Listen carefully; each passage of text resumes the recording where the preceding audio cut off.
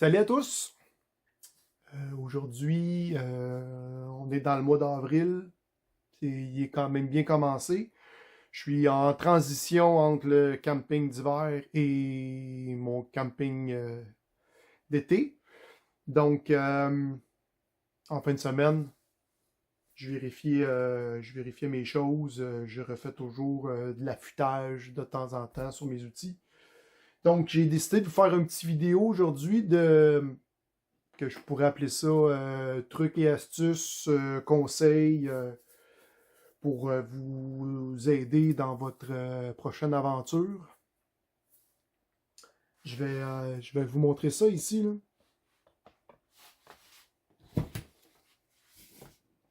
Ma hachette, c'est ce que j'utilise pour, premièrement, pour faire des bûches, rendu sur mon site de camping. Mais je m'en sers aussi pour rentrer mes piquets de tente quand je suis capable d'utiliser des piquets de tente. Puis ce que je voulais vous montrer, c'est la notch que j'ai fait ici dans le manche. Ça me sert à pouvoir enlever des piquets de tente quand ils sont trop durs dans le sol. J'ai pas inventé ça. Ça existe déjà sur des outils. Genre, il y a des marteaux qui sont vendus, faits pour pouvoir rentrer tes piquets de tente. Je me suis inspiré un peu de cet outil-là pour ma hache. Il y a moyen. Là, moi, c'est sûr que c'est un manche creux en composite. J'ai jamais essayé de le faire sur un manche en bois, mais il doit y avoir un moyen de bisouner quelque chose sur un manche en bois. Je vais travailler là-dessus cet été parce que j'ai aussi des hachettes en bois. Deuxième truc et astuce. Vous connaissez probablement les couteaux Mora, les Mora Knife. Ça, c'est mon couteau de cuisine. C'est celui que j'utilise pour couper les trucs pour faire à manger. Il y a une bonne garde. Ça évite de glisser sa main sur... puis se ramasser la main sur la lame. Fait que c'est... j'ai pas acheté de couteau de cuisine pour faire la cuisine parce que je préfère les trucs deux dans un. Tant qu'à traîner du stock, je préfère que le stock puisse servir à plusieurs choses. Donc, le Mora, je pourrais m'en servir aussi pour couper d'autres choses, faire de la sculpture, gratter du bois. Ce que j'ai fait avec ce Mora, bon, Mora, ils font beaucoup de modèles. Ce modèle-ci, est-ce que c'est le compagnon? Je me souviens pas. Est-ce que c'est encore écrit? Le Pro, ça doit être le compagnon Pro, quelque chose comme ça. Ici, son dos de lame, il était un peu arrondi. Donc, moi, j'ai passé la lime ici pour le mettre à 90 degrés. Donc, maintenant, je suis capable de gratter un Fire Steel, une barre de ferrocérum pour faire des étincelles puis démarrer un feu. Fait que ça, c'est mon 2 dans 1. C'est fait pour cuisiner. Si je suis mal pris, j'en ai besoin pour partir un feu, faire des étincelles ou gratter du bois, je peux maintenant. Et c'est parce que je l'ai modifié avant de partir en camping. Habituellement, quand vous achetez un couteau qui est vraiment comme vendu pour faire du bushcraft, de la survie, ben, il va déjà avoir, premièrement, une lame beaucoup plus épaisse et déjà un 90 degrés, fait que vous n'avez pas besoin de vous en occuper.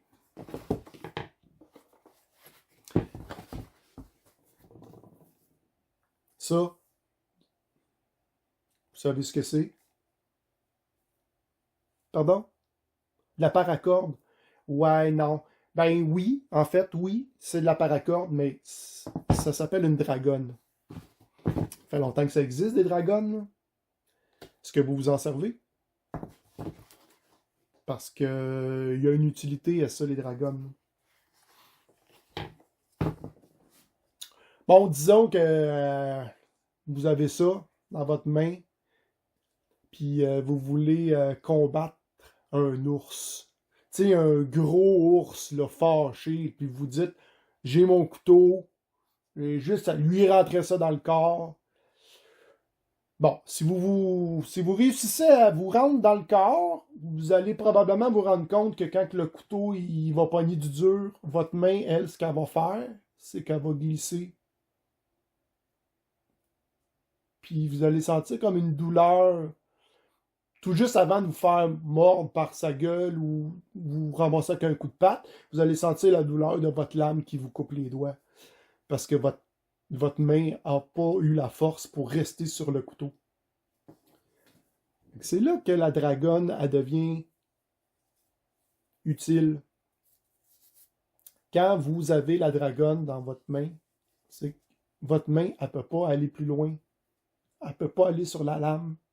Comprenez? Bien pratique pour combattre des ours. Si vous n'avez pas l'intention de combattre un ours, je comprends que vous n'avez pas nécessairement de besoin. Ça peut aussi être pratique parce que si vous faites des trucs, vous échappez votre couteau, il ne va pas trop loin. Bon, est-ce que vous avez vu l'effet que ça fait? Certains diraient que c'est plus dangereux qu'autre chose parce que tu as le couteau qui veut revenir sur toi, te rentrer dans la jambe, dans la face si tu travailles en hauteur. Bon, c'est comme vous voulez. Moi, je mets pas toujours ma dragonne, mais c'est vraiment fait pour empêcher d'avoir la main qui se rend sur la lame. Comment on installe une dragonne? C'est facile, là. Vous le passez dans le trou, quand vous avez déjà un trou. Puis la longueur de votre dragonne, elle devrait arriver comme au début de votre lame, au bout du manche. Là, celle-ci, si vous voyez, elle va un petit peu plus loin que le bout du manche. Parce que c'est ma dragonne d'hiver. C'est ma dragonne d'hiver parce que quand j'ai des gants, ma main est plus épaisse. Donc, ma main ne se rend pas sur la lame. Là, à main nue, elle est un petit peu longue. Vous voyez, je suis capable d'aller me mettre un doigt sur la lame. Donc, normalement, ben, vous défaites votre nœud puis vous rapetissez votre cordage un petit peu. Deuxième truc, tant qu'à vous mettre une dragonne, parce que tu sais, la dragonne, elle va vous servir aussi si vous voulez accrocher votre couteau à quelque part. Des fois que. Moi, ce que j'utilise, souvent, je vais utiliser du cordage, la paracorde. Celle-là, je pense qu'il l'appelle la 7 dans 1. Parce que, je ne sais pas si vous voyez, là, il y a de la couleur. C'est qu'il y a un fil. Premièrement, j'ai un fil à pêche qui est parmi les brins. J'ai les brins blancs qui servent vraiment à la solidité de la corde. Mais j'ai aussi un fil à pêche. Puis j'ai le rouge ici, c'est de l'allume-feu en fait. C'est comme une mèche de pétard. Ça brûle très très bien.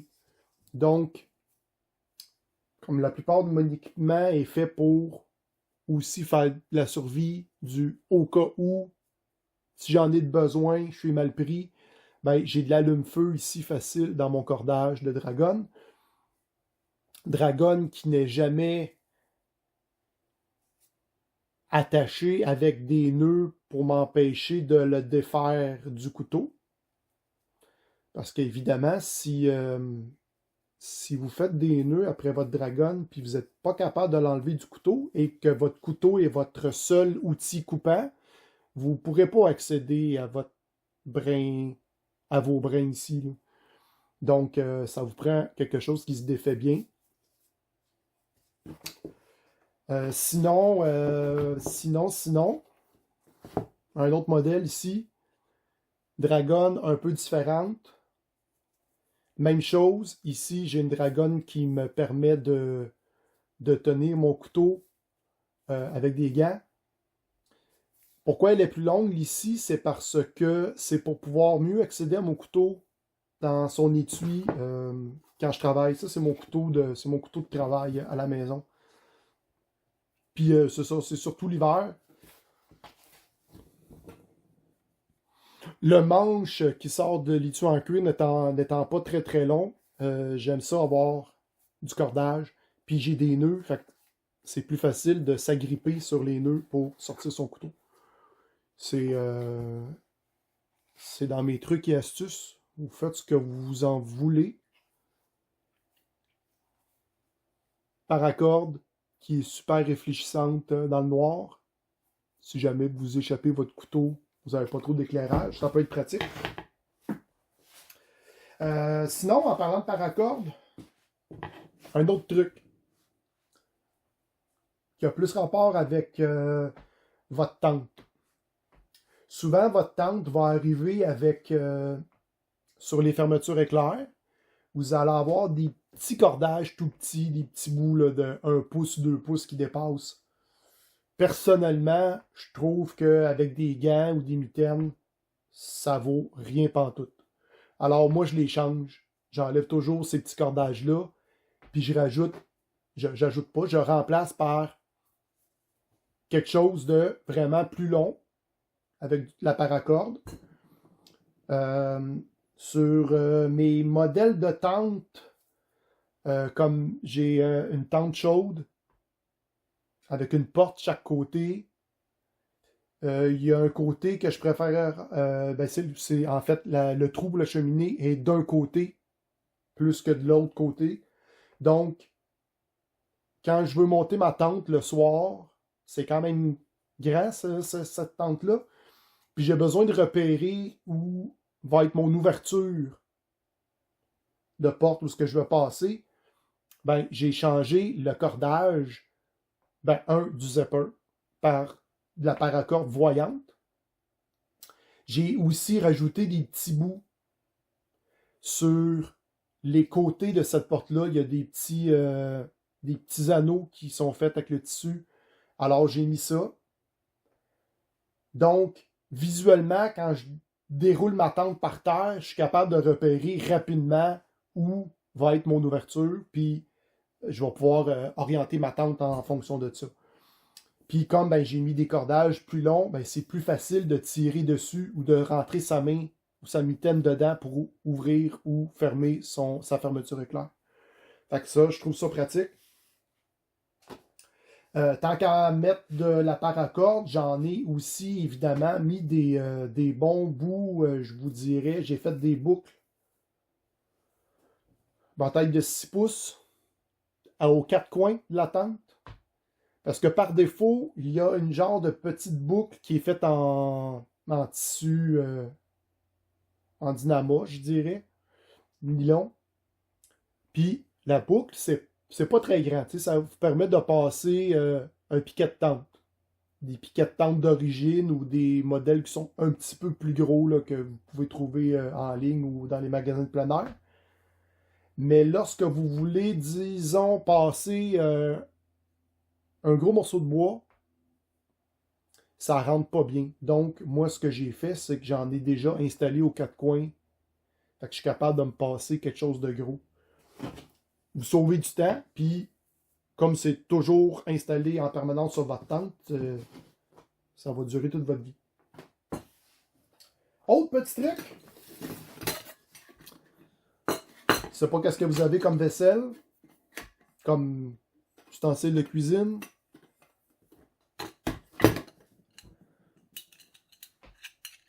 Avez-vous remarqué que ici, vous avez parfois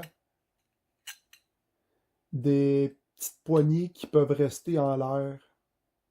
C'est super pratique quand c'est le temps d'aller le chercher avec vos gants ou bien en rentrant une branche. Mais quand c'est le temps de pacter votre équipement, vous pouvez redescendre les poignées, ça prend moins de place. Et pour que la poignée reste en l'air, ça prend une petite coche dans son support qui le maintient sur le couvercle. Et ça va vous arriver d'acheter des modèles qui n'ont pas de petite coche. Mais là, je vous pointe la coche parce que celle-là, c'est moi qui l'ai fait. Avec une Dremel, j'ai fait une coche. Fait que ça vous permet de garder votre poignée en l'air lors de la cuisson sur le feu. Puis c'est plus facile d'aller le chercher avec une branche ou avec votre gant sans que vous ayez besoin de taponner pour rentrer votre branche en dessous de l'anneau. Puis ben c'est ça, vous êtes capable de refermer votre anneau après ça. Petit truc à modifier avant votre départ, super facile. Autre truc, c'est le fun les trucs qui s'emboîtent un dans l'autre, ça prend moins d'espace, mais vous vous rendez compte que vous avez quand même un méchant espace vide ici. Là, il est vide pour les besoins de la cause, là, mais dans mon sac à dos, c'est sûr et certain que c'est pas un espace vide, ça. Habituellement, il va y avoir des trucs de nourriture. Là, je monte ça avec du cordage, là, mais je mets pas de la corde là-dedans. Je mets des trucs de nourriture parce que ça, cet équipement-là se retrouve dans mon sac à dos avec tout le reste de la nourriture. Parce que quand je pars en sortie, j'ai plusieurs sacs à dos dans mon traîneau. Chaque sac à dos va avoir des trucs qui vont ensemble. J'ai un sac à dos juste avec les vêtements, sac à dos juste avec la nourriture. Donc, tu perds pas, tu cherches pas tes choses rendues à ton camp. Donc, nourriture ici qui va là-dedans, sauver de l'espace. C'est simple, mais des fois, on y pense pas toujours. L'avant-dernier truc pour aujourd'hui. Ça, ces petits sacs-là. Souvent, ça va venir avec des kits comme ça. Ça peut venir avec d'autres accessoires. Moi, personnellement, je m'en sers pas. Je trouve que ça prend du poids. Ça prend un peu d'espace. Puis, ça, un coup que je l'ai mis dans mon sac à dos, je vais pas le perdre. Fait que j'ai pas besoin d'avoir le petit sac qui les tient ensemble. Par contre, ça peut vous servir pour d'autres petits trucs que vous pouvez mettre dedans, vous voulez pas les perdre. C'est pratique. C'est évidemment j'imagine que tous ceux qui font du hiking, qui ont besoin de quelque chose de super léger, ils vont pas garder ces affaires-là dans leur équipement. Ils vont avoir probablement des casseroles même un petit peu plus petites que les miennes. Puis ça, c'est superflu, là. C'est du poids pour rien. Mais dans les 3 R, réduire, réutiliser, recycler, on peut dire que c'est recycler. Je le recycle pour faire autre chose. Bon, le dernier truc. La bouteille de plastique. Si vous êtes habitué de consommer des produits liquides, vous devez probablement reconnaître ces 3 produits-là, dont 2, j'ai enlevé l'étiquette pour ne pas faire de la pub. Celle-là, je ne l'ai pas enlevé encore. Bouteille d'eau de source. De la vraie eau de source. Cette bouteille-là, quand c'est fini, c'est vide. Le plastique qui est très mince, facilement perçable avec la pointe d'un couteau. C'est pas quelque chose que j'aime traîner dans un sac à dos parce que je sais jamais ce qui peut arriver. Un truc en métal, puis tu perces ta bouteille, le contenu se vide dans ton sac à dos, c'est désagréable. Si vous voulez des bouteilles solides, ça ne vous coûte rien.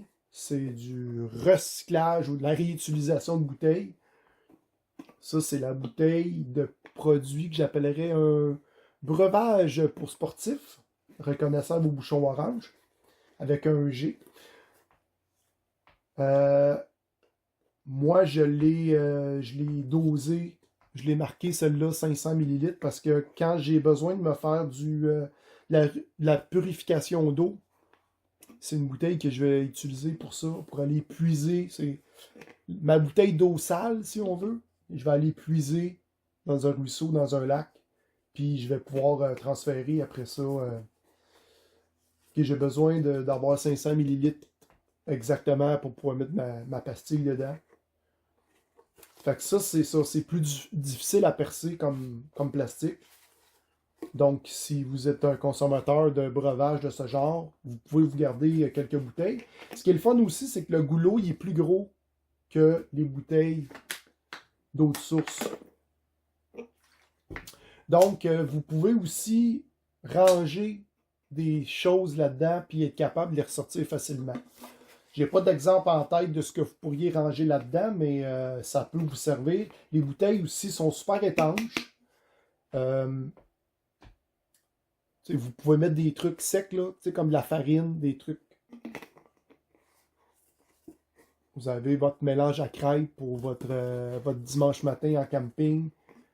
C'est facile d'avoir votre préparation dans des contenants comme ça. Les sacs Ziploc, ça fonctionne aussi, mais encore là, si vous ne prenez pas la version congélateur, vous prenez une version normale, c'est facile de percer. La bouteille de 7+, pourquoi j'ai ça ici, c'est parce que ça, c'est le goulot avec les filets qui sont compatibles avec mon kit de purification Live Straw. Je suis capable de visser sur une bouteille comme ça. C'est pas le même filet que les bouteilles d'eau. Par contre, je pense que si vous achetez des bouteilles d'eau qui ne sont pas de l'eau de source, là, mais l'eau vendue par les compagnies de boissons gazeuses, là, il y a deux marques, une qui finit en I puis une qui finit en A. Ils ont probablement les mêmes goulots. J'ai pas vérifié, mais je pense qu'ils ont les mêmes goulots que le breuvage gazeux. Fait que ça peut vous servir aussi quand vous avez besoin de bouteilles. Parce que c'est le fun d'avoir dans votre kit votre filtre. Mais ça vous prend aussi des bouteilles pour aller avec. T'sais. Souvent, une sale, une propre. Donc, ça peut vous servir. Mais c'est aussi un plastique. Il est presque aussi épais que le plastique de la bouteille avec un G. C'est plus épais que la bouteille d'eau de source. Fait que c'est quand même solide, mais bon. Moi, j'ai quand même un format qui est gros. Il y a des bouteilles un peu plus petites aussi. Mais pour faire ma filtration d'eau, j'aime ça avoir au moins 1 litre. Donc, c'est ça mes trucs d'aujourd'hui. J'espère que ça va vous donner des petits indices. Donc, n'hésitez pas dans les commentaires si vous avez des questions. Sur ce, on se revoit sûrement dans un prochain vidéo qui devrait être une sortie parce que ça va être fait avant la fin avril. On part en camping. Salut!